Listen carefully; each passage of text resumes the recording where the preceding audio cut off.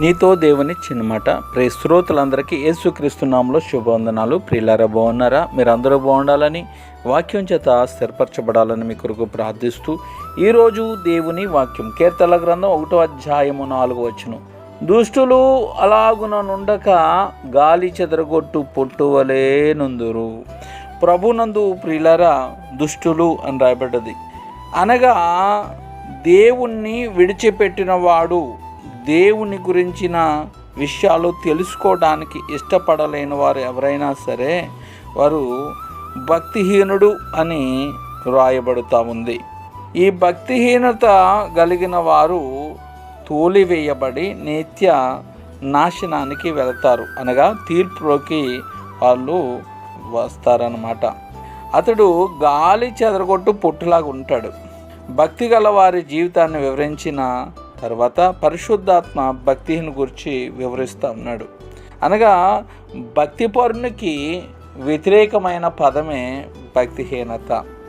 కాబట్టి ఇక్కడ మనం చూచుకున్నట్లయితే ఇంజిన్ ఆగిపోయి చుక్కాని విరిగిపోయి తుఫాన్లో చిక్కుకున్న ఓడలా అతని పరిస్థితి ఉంటుంది.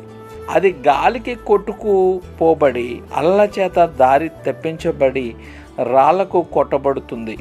దాని నియంత్రణలో లేని శక్తుల చేత అది నియంత్రించబడి సరాసరి అపాయంలోనికి నెట్టివేయబడుతోంది. భక్తిహీనుని జీవితంలో కూడా ఇలాంటి శక్తులే పనిచేస్తాయి.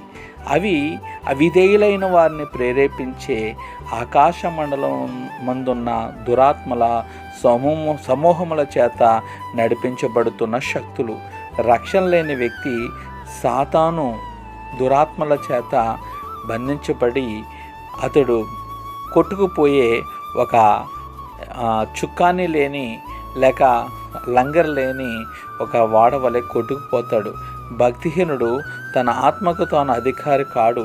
తన గమ్యాన్ని నిర్దేశించుకోలేని వాడుగా అశక్తుడిగా ఉంటాడు. అందుకే ఇక్కడ రాయబడ్డది, అతడు గాలికి కొట్టుకుపోయే ఒక పొట్టులాగా తయారైనట్టుగా మనం చూస్తున్నాం. దుష్టుని గురించి ఏమండి దేవుడిచ్చిన వివరణ ఇదే. God bless you all. ఈ ఛానల్ లైక్ చేయండి, షేర్ చేయండి, సబ్స్క్రైబ్ చేయండి. God bless you all.